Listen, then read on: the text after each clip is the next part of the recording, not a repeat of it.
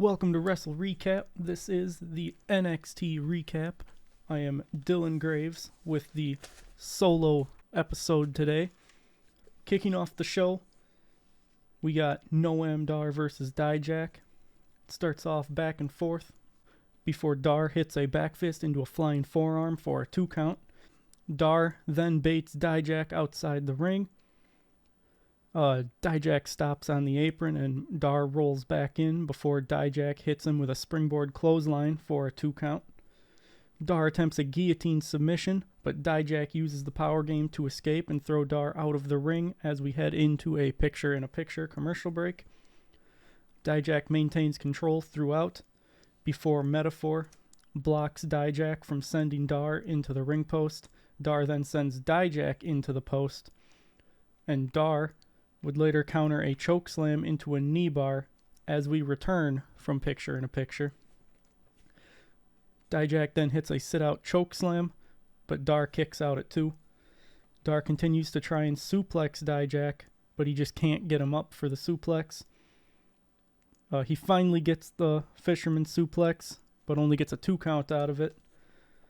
They end up back outside the ring, and Dar hits Dijak with a drop kick against the stairs before hitting a back elbow back inside the ring for a 2 count. Dijak goes to set up for the Feast Your Eyes, but Mensa distracts him, allowing Dar to hit the Nova Roller for a 3 count. It was a good match.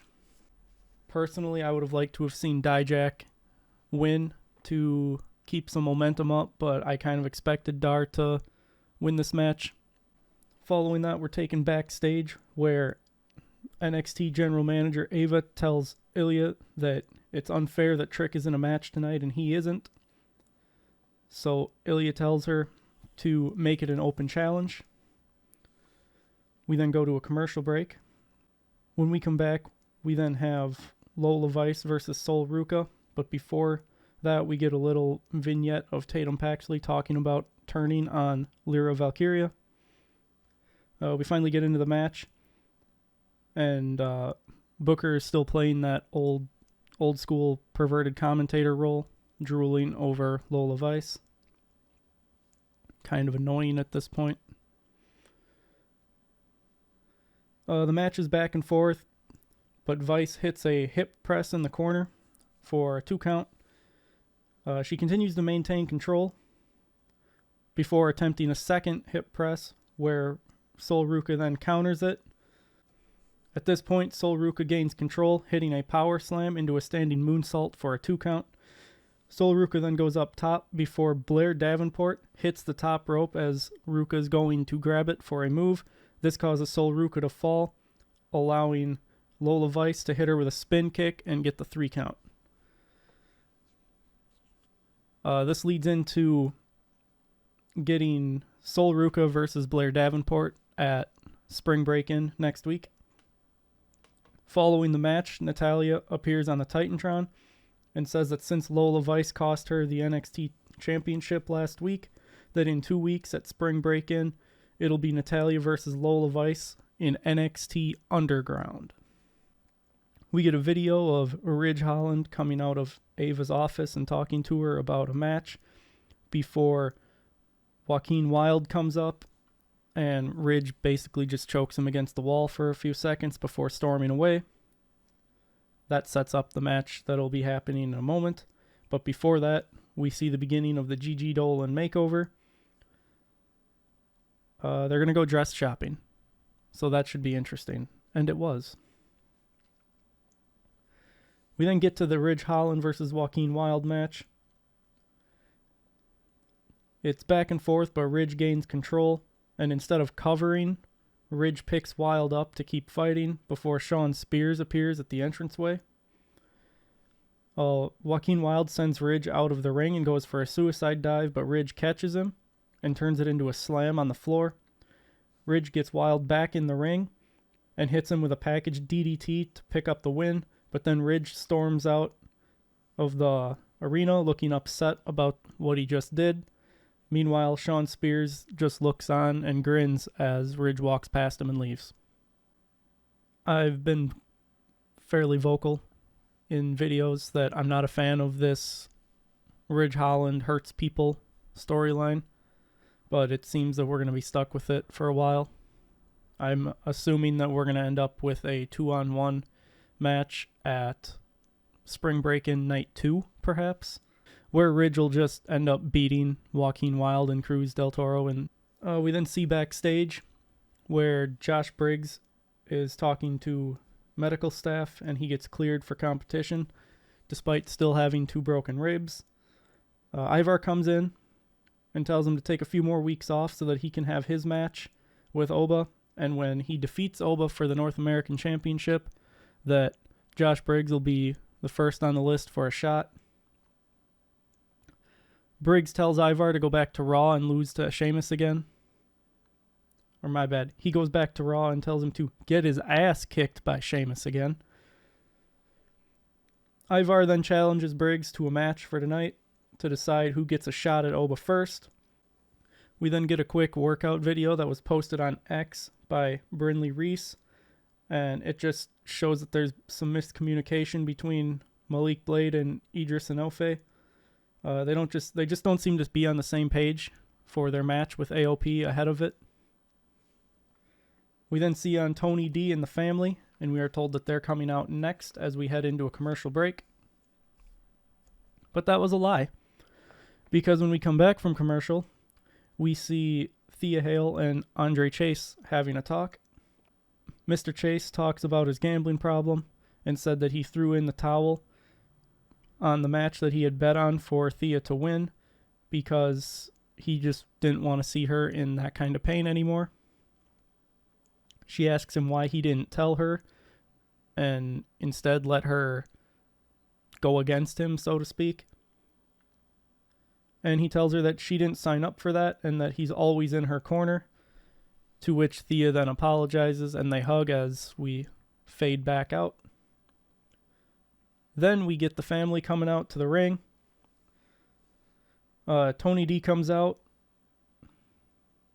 Tony D starts talking about how there's been growth in the family and that he thinks it's been positive. He says that Stax and Crucifino are ready to win some tag gold and that Adriana is the future of the NXT women's division whenever she decides she's ready. He also says that he went toe-to-toe with Ilya and calls it one of the toughest fights he's ever been in. Following this, the No Quarter Catch crew comes out and interrupts. They basically admit that they hired the family to take out Drew Gulak. Tony D then says that they still haven't paid him for having the family get rid of one of their own. Dempsey says they don't really plan on paying, to which Crucifino then responds by telling them that they can pay up or the family's going to handle it the way they always do. Tony D begins eyeing up the Heritage Cup. Dempsey ends up calling Tony D a 2-bit gangster in wrestling boots.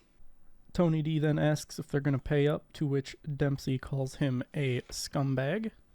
The family then attacks NQCC and kicks him out of the ring. This sets up the 6-man tag match set for Spring Break-In Night 1, so next week. I believe we go to commercial here, and when we come back, Ilya Dragunov comes out to the ring for his open challenge. While he's standing waiting for his opponent, the locker room empties out as people race to the ring to try and be the first one to stand in the ring face-to-face with him, as that's been set as the way to become the challenger for the night. Newcomer Javon Evans comes through the crowd and springboards over top of Ilya from behind, thus putting him standing face-to-face with Ilya, making him the challenger. We then get young OG chants as Ilya and Javon start trading elbows in the ring. Ilya grounds Evans to take control. Ilya then chops Evans down in the corner, but Evans fires out of the corner with a super kick to take down Ilya. The crowd is very much behind Javon Evans, despite it only being his second match on the main show of NXT. We once again get the young OG chants from the crowd as Evans fights back and hits a Trouble in Paradise-esque move, but only gets a 2 count out of it. Evans goes for a springboard Hurricane Rana, but Ilya drops him with a power bomb. Ilya then takes control and hits a massive clothesline for a 2 count of his own. Evans counters the Constantine special into a Spanish fly for 2, and I gotta say, when that happened, I was like, my jaw dropped. That was an incredible counter.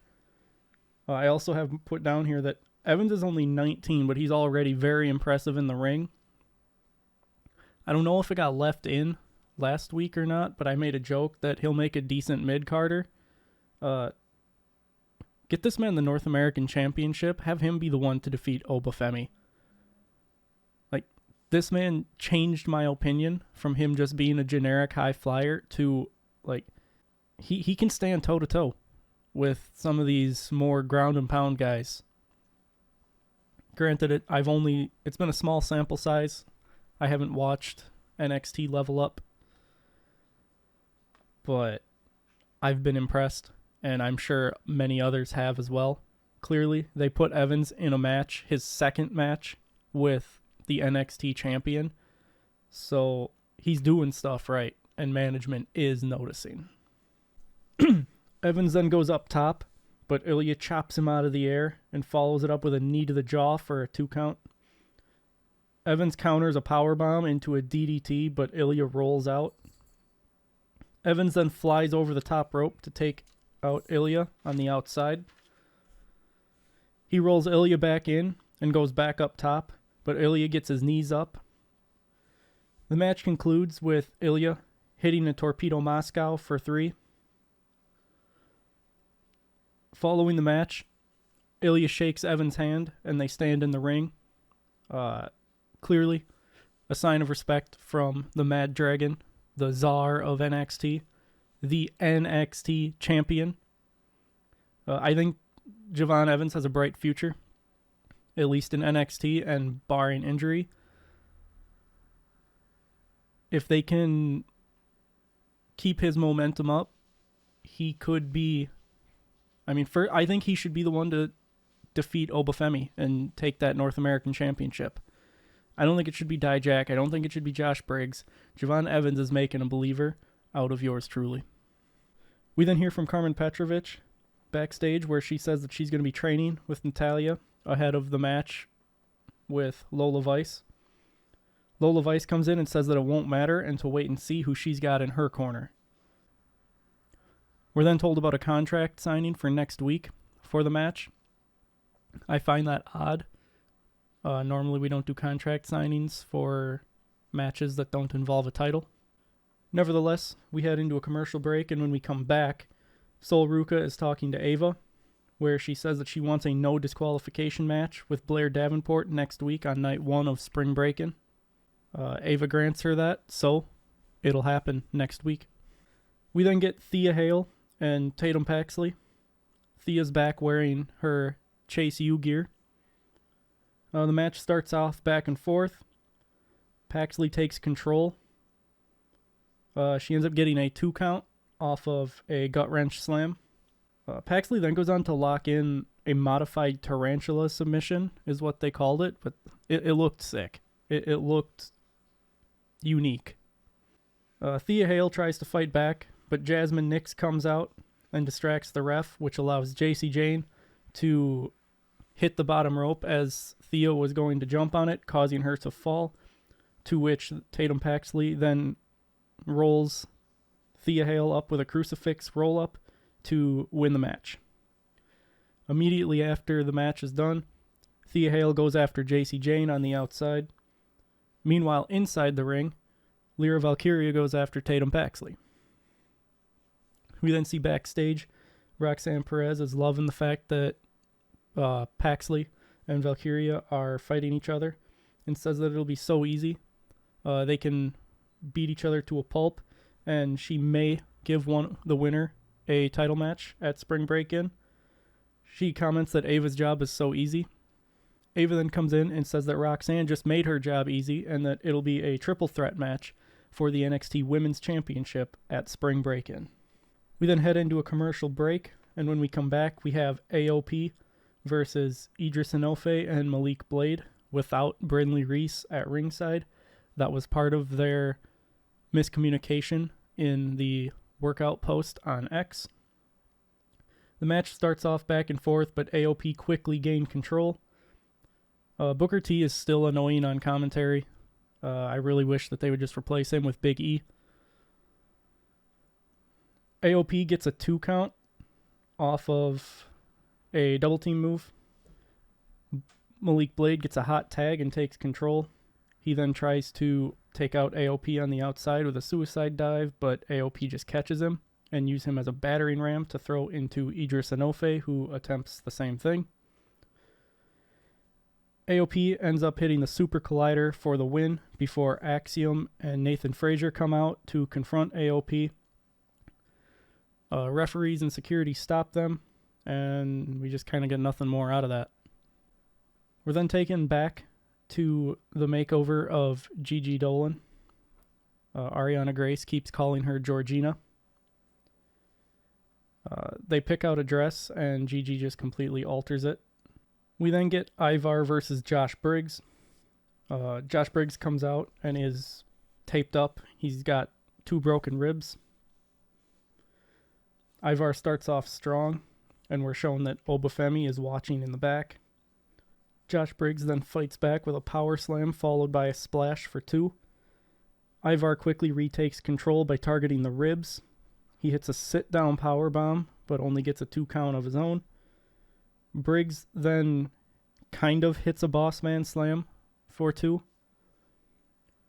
They end up taking the match outside by the announce table before Ivar just takes control on the outside and finishes the match by hitting a moonsault off the top rope back inside the ring. Ivar landed right on Briggs' head, and after the match, Briggs was very much so grabbing his head.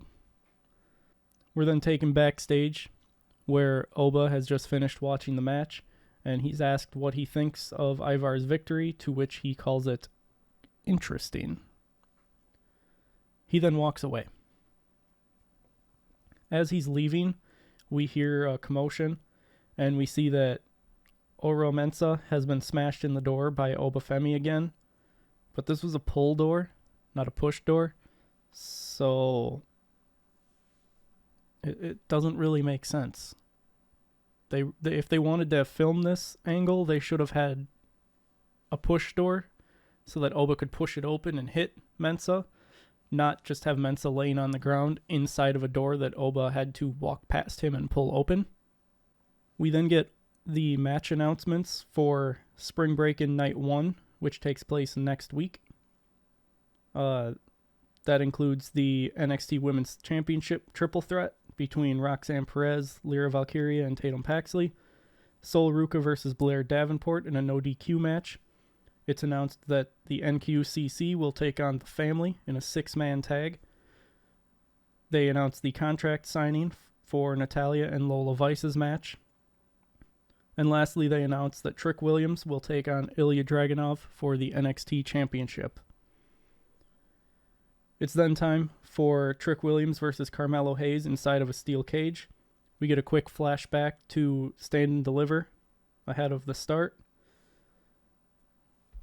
We then hear from Carmelo Hayes backstage, where he says that the beef ain't over till he says it is, and that he gave Trick everything, and now he's going to take it away. Carmelo Hayes comes down to the ring, and he's wearing a shirt that says "whooped" on it, which is rather ironic, seeing as Trick whooped him at Stand and Deliver. Trick's music hits, and the crowd is absolutely electric, but somebody needs to tell Booker to just shut up during Trick's entrance because it's really annoying. He then gets a club of some sort from his private security outside the ring and uses it to take control as we head to picture-in-a-picture. Mello uses the weapon multiple times before throwing it back out of the ring. Mello maintains control all throughout picture-in-a-picture, and when we return, Trick just still can't get anything going. Trick finally gains some momentum as Carmelo Hayes was going to escape the cage, but Trick catches him on the second rope and hits him with an avalanche Uranagi. Hayes starts to fight back, and we end up with another back-and-forth exchange. Mello then calls for his personal security to come help him. Trick starts taking them out as they're climbing the cage. One of them manages to get in with a chair, though. It doesn't matter. Trick still takes that one out as well. Trick then goes to shut the cell door, Undertaker style. Carmelo Hayes stands behind him with the steel chair ready to use it. Trick dodges the swing and goes off the ropes, and when he comes back, he hits a trick shot to the steel chair, which is then slammed into Carmelo Hayes' head. And Trick gets the 3 off of that. Post-match, Trick's up on top of the cage celebrating, and Ilya comes out on the balcony, and they have a stare down as the show ends. The steel cage match felt very shoehorned in just to have a main event draw for the week. I don't think it needed to happen. I don't see Carmelo Hayes getting anything out of this. It seems as though he's already set for Raw or SmackDown, as been reported. So, I don't know. The match just seemed kind of pointless. All it did was give us a rematch from Stand and Deliver, to which Trick won again. But from here, obviously, I think that Trick Williams defeats Ilya Dragunov next week at Spring Break-In Night 1. And then Ilya and Carmelo Hayes both move on to either Raw or SmackDown, leaving Trick Williams as the NXT champion. That concludes the NXT Recap. If you want to support WrestleRecap, you can like, share, and subscribe. Comment down below to tell me how bad I'm doing. Tell me how good I'm doing. Comment whatever you like, as long as it's appropriate. Until next time, I've been Dylan Graives, and this has been the NXT Recap.